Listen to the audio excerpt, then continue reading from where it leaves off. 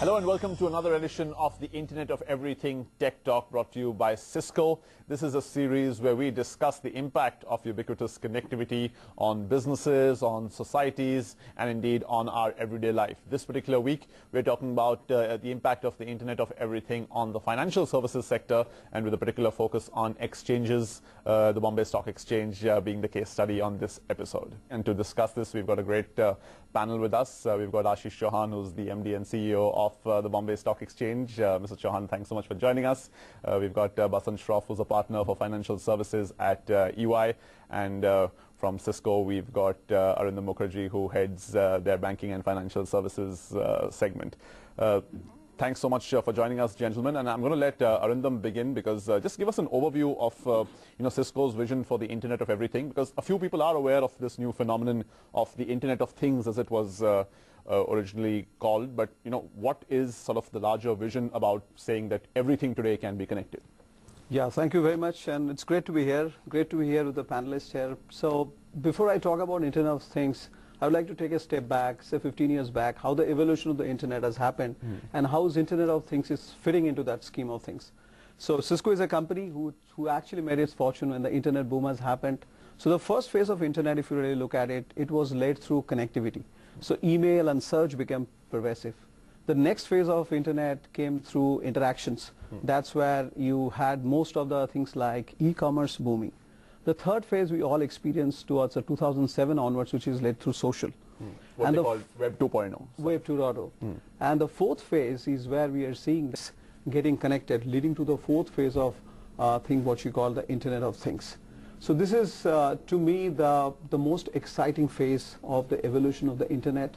And a company like Cisco, who wants to partner with companies like Bombay Stock Exchange, who works with a lot with the like-minded partners like Ernst & Young, does see this as a next big thing which is going to shape the industry going forward, where we would see the convergence of the data deluge, which is the big data which you talk about, and it has got the machines, and it's got the people, and it has got a process to basically culminate this whole things together, which is called Internet of Things. Right.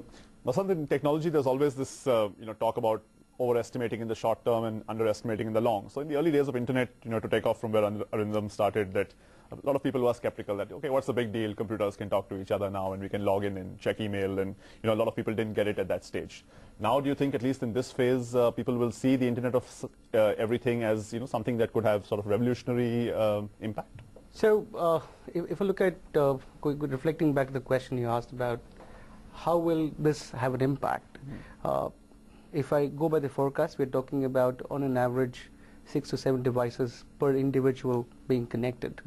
And I'm not even talking about or discounting the fact that there is a section of our global population which might not have these devices. So if we take that out from the equation, we are talking about 10 plus devices. And mind you, each of these devices is capable of generating a lot of data. So if I look at from that perspective, there's a huge impact these devices, connected devices, could do. I think what will be important from an impact standpoint also is, if I look at the 3 C's. One is the contact. What is it that we are wearing or have with us which will help us generate that data? Second piece that will come into is the connectivity, because it's no point creating data where it is residing with you. It has to be connected to something. But last but not the least is the context. If you have data, if you have connectivity, but if you don't put it in the right context, is of no use. So just take an example of, let's say, P2P, which is a big part of the Internet of Everything. If I look at a patient's sugar levels can be monitored by a doctor remotely, because there are equipment which can be planted into the individual's body.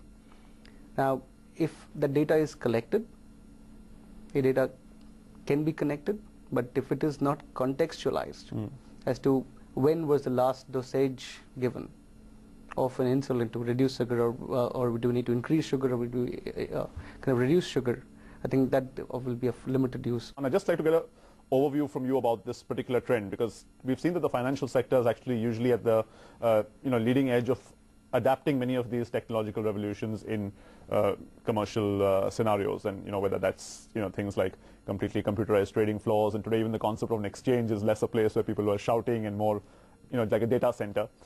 How important do you see this Internet of Everything trend being in your particular domain?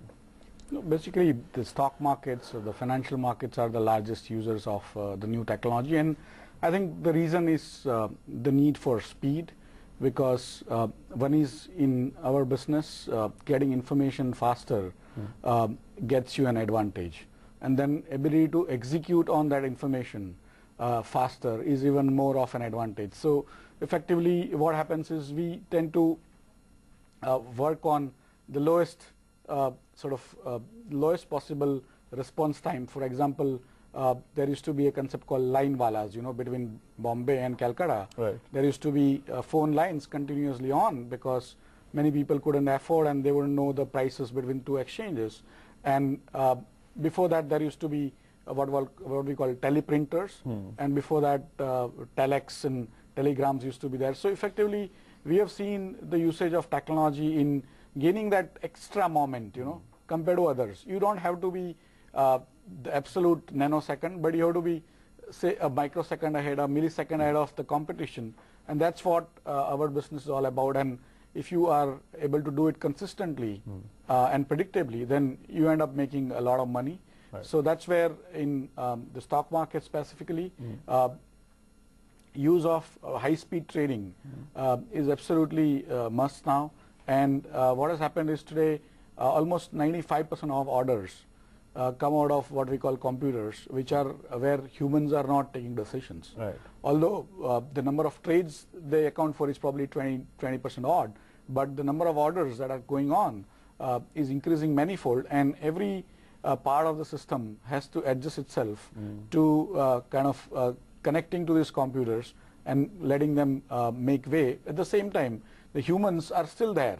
They have not gone away, but their ability to calculate faster and so on and so forth on that microsecond speed is not there. So they are investing for longer term. Now that we've got an overview of how we define the Internet of Everything and a little bit about the banking, or specifically the exchanges as far as their view of technology is concerned, let's look at some specific examples as far as BSE is concerned in terms of how they decided to deploy the Internet of Everything.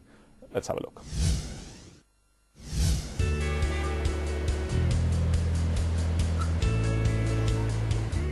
BSE, formerly known as Bombay Stock Exchange, is India's biggest bourse in terms of listed companies and market capitalization.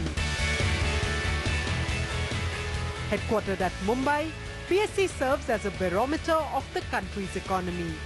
To safeguard itself from security threats and to facilitate better networking, this megastructure takes pride in constantly upgrading its technological and security platforms. Recently, BSE has migrated its entire technology platform, right from the networking to the application stack and the entire ecosystem. The trading is just one piece of the ecosystem. What BSE has done is we have done an end-to-end migration, end-to-end change. And this is the largest ever change which has happened in any history of any financial markets, be it a stock exchange, be it banking, be it financial markets. BSE has now become the fastest exchange in the country. We are giving the response times of less than 200 microseconds. So it's come down from 10 milliseconds to less than 200 microseconds. That is a difference. We are today several times faster than the closest competition also. A pioneer of the security transaction business, BSE has always been at the forefront of improving and embracing better operational efficiencies. With the help of switches, routers and IT infrastructure developed by Cisco, the company is able to achieve low latency as well as seamless connectivity across the network. We are using Cisco's in our core networking switching area, and also our members' offices. Like we have Cisco's routers and switches, because the idea of it to have all of them in the same platform was just to make it manageability much simpler. So that was the main reason, and we had a good support system, so we had to go in for the kind of a brand which could give us support, and it has a reach over there and stability. As the nation's most preferred multi-asset financial infrastructure, BSE is embracing the Internet of Everything by constantly connecting people, processes, data and things through its robust IT infrastructure to create more value for shareholders.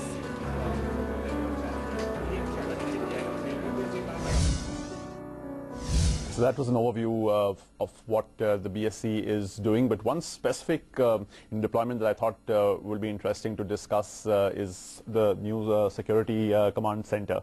Give us an overview of what was your thinking before opting for this deployment, and how did you come about saying that we need to do something a little more cutting edge?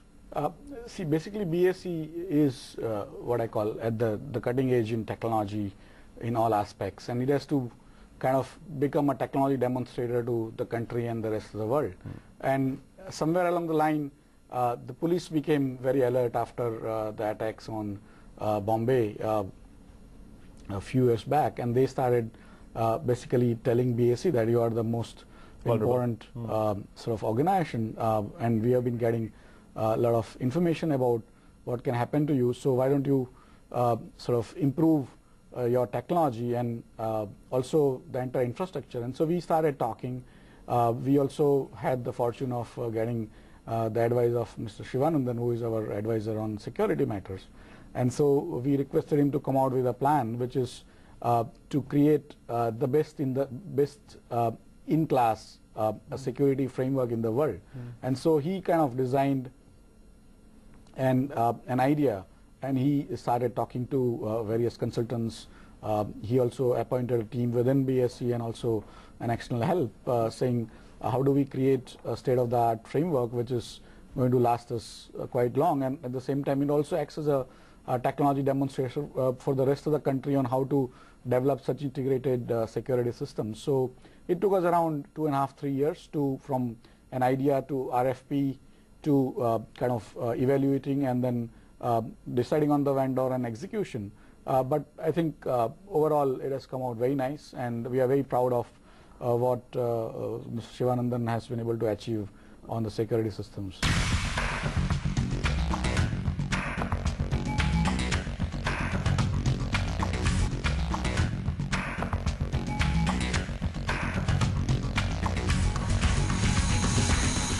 Would you say, Arindam, the big difference between a deployment like this, say if they were doing this 10 years ago or even earlier than that, is that the classic security system is still video cameras and surveillance as one separate system feeding with traditional broadcast technology into a command center, and then you have a separate internet network. Today, thanks to the IP-based intelligent camera, the concept of what it means to even do surveillance has completely changed. Would you agree? I completely agree, and I'll come to the point that Ashish has raised.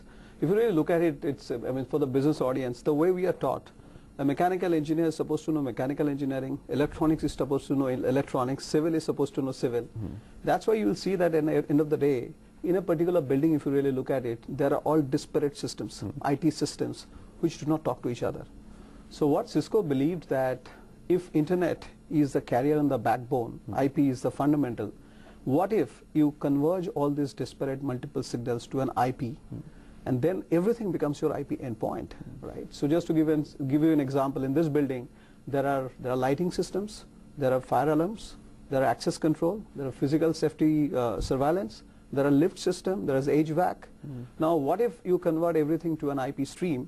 Then you can be sitting at the airport, but would be able to control the HVAC of this particular system. So a fundamental belief of looking at internet as a transport of things actually culminated in this wonderful technology that Bombay Stock Exchange has been really kind to evaluate and deploy. I would just like to add on to the point, that is a fundamental what I talked about. I would like to add on to the point that he mentioned that his team, Kersey, who is the CIO, when he came to us with a brief that I have got these disparate systems, how can Cisco help us? So looked at the dashboard, there was fire alarm, there was access control, and there was physical surveillance. And all were from 3 different MECs, and all were analog, all right?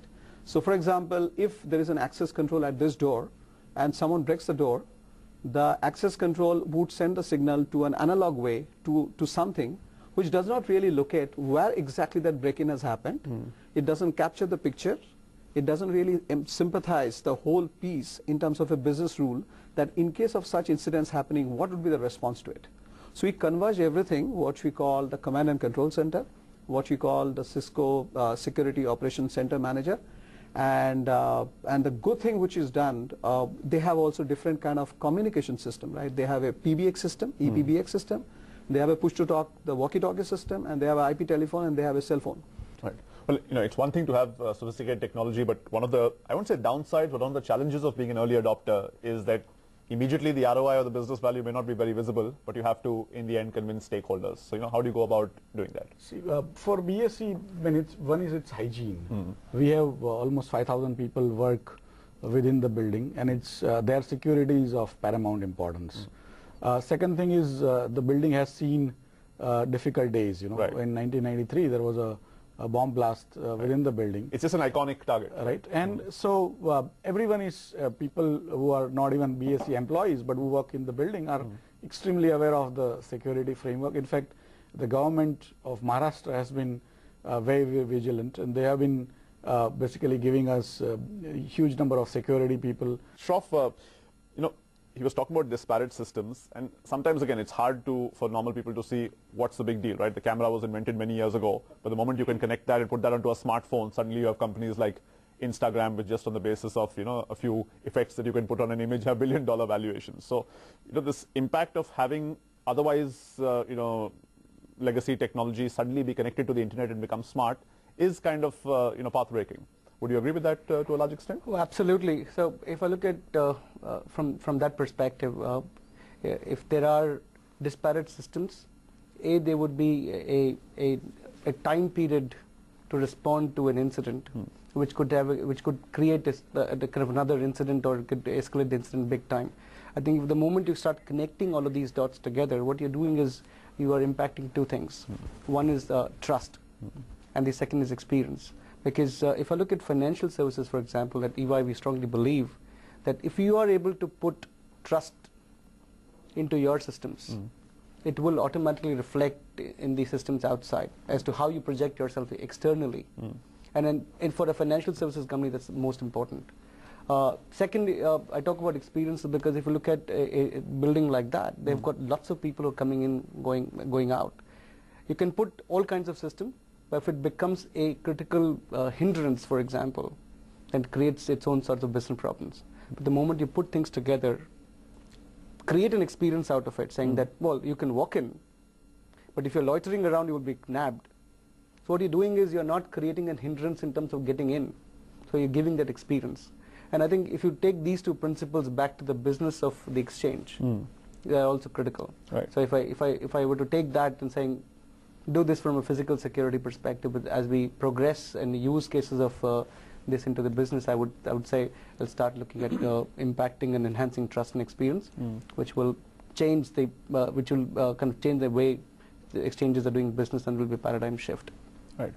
Of course, the problem with having so many smart devices around, also like any great technology, it's a double-edged sword. You either have that many more potentially compromisable devices. You have hackers today who are trying to get into networks by sniffing even wirelessly, trying to individually target different nodes and therefore get access to a larger network. So suddenly, would you say that you have so many more fronts to be defensive on? So how are you approaching it from that perspective? See, basically, again, the exchange business is extremely security conscious. The risk management is the most important business we are in. So effectively, our automation has been going on for more than 18 years now. 1995 is when we totally automated. So, and we have, in some sense, learned over the years how to handle the hacking and sort of other attacks. And so, somewhere on the line, at the same time, there is, no amount of precaution kind of makes you prepared for any new types of attacks. So we are continuously on watch.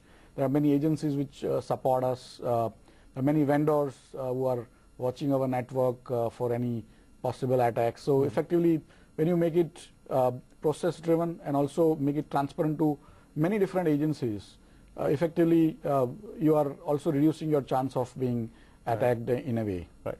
I'm sure that's a concern for many customers, especially the early adopters, are looking at these new systems, saying that do we start thinking about security differently once everything is on the network and therefore potentially open to being accessed by unauthorized sources?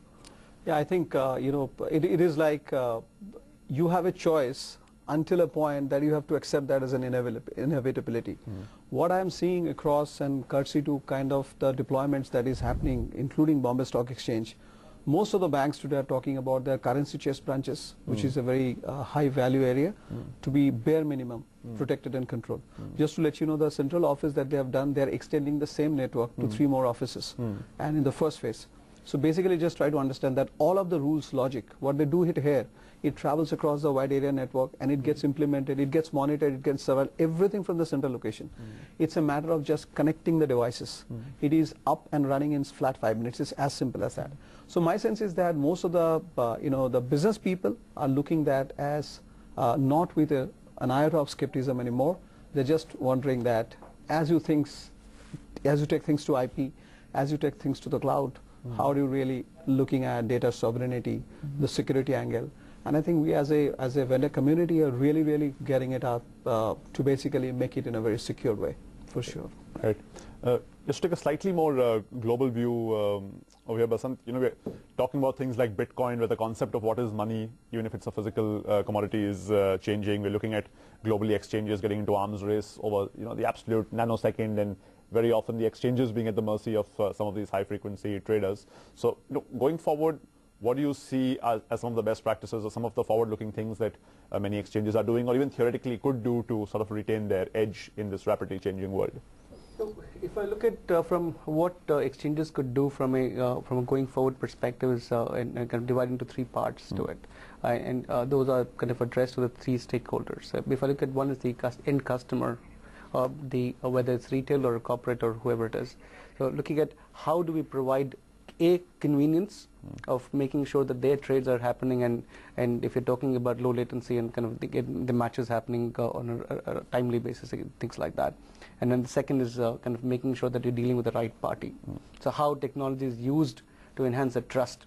So one is the convenience and the experience, and the second is the trust. I think second, if I look at from a regulatory standpoint and risk management standpoint, kind of looking at saying how do we use the data that we have collected from the transactions which are happening, the physical devices that we have, and how do we correlate all of this to have early warnings. The more we are able to avoid incidents, frauds, the better we will be able to kind of create that ecosystem which works. And we're seeing a lot of deployment around that, where there's a lot of data aggregation and analytics around that, and we call it big data analytics, call it kind of regular analytics. And a third is from an internal perspective. If you do all of this, but if you do not focus on internal operational efficiency, all of this can kind of take you belly up, because the competition, if the competition is not going there, you will soon be finding yourself out of business. So how do you use all of this technology? So as somebody who's essentially an enabler of trades, not physically the seller or buyer himself, from the big picture, how do you see yourself staying ahead of the curve, in this brave new world? I think the functions need to be performed, and who performs the function and what value comes out of it, what cost is getting kind of out of the framework due to the new technologies, is what is any business all about. So whether it's a postman's job, or whether it's email, or whether it's a pigeon framework on messaging, ultimately you need to figure out that the need for messaging remains. Similarly, need for transaction processing is an absolute essential part of human sort of relationship, and also even the business. And for me, I just wanted to give you a perspective on what currently we are doing, so you can get that idea of what that extra microsecond that needs to be. Today we are giving around 180 microseconds response time. 2 months back we were giving 200 microseconds response time on our trading engine. So if you place an order on trading engine, it will give you a confirmation of order saying it's valid, and we have taken it within 180 microseconds today. We are going to take this up to around 20-30 microseconds in next 2 years. But this is being done on open source platform. So it's commodity hardwares, it is Linux, it is MySQL, that is trading, and that is reducing my cost drastically. Second thing is, my earlier capacity was around 5 to 10,000 orders in a second. Today my capacity is 500,000 orders a second, and I can make it 5 million orders in a second pretty much within a very short period. So those are the kind of small little changes. Well, I'm sure many of our viewers on this channel who are regular traders will be very happy to hear some of the cutting edge new things that are happening at India's largest exchange. Well, thank you very much, gentlemen. That was a fascinating panel discussion on this Internet of Everything Tech Talk brought to you by Cisco. We hope you enjoyed it and got a sense of how the Internet of Everything is changing the way the financial services sector and, of course, the broader ecosystem is changing. Thanks for tuning in.